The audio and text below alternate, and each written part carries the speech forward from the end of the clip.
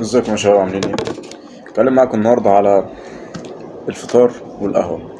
أول حاجة، خلينا متفقين إن أهم وجبة معانا هي وجبة الفطار. حتى لو أنا بخسر وزن، حتى لو أنا بخسر وزن. طبعا أنا معرفش الناس اللي بتتبع إن هي ما تفطرش دي إيه ظروفها، بس يعني كلنا مختلفين طبعا، كلنا لنا أهداف مختلفة. بس مش إجباري، اللي عايز أوصله إن هو مش إجباري، مش شرط إن أنا عشان بخسر وزن يبقى مفطرش.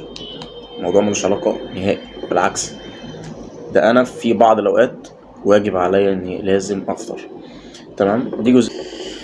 هنتكلم في الجزئية التانية وهي القهوة.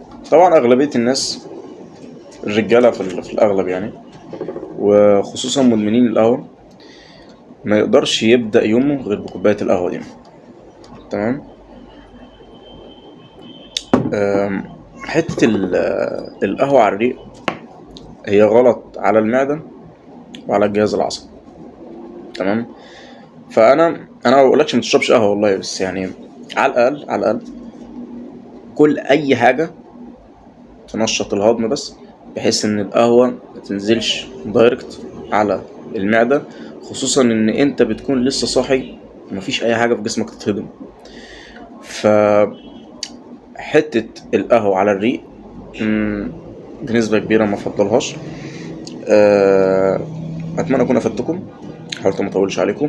لو في حد عنده اي استفسار سيبه في الكومنتات.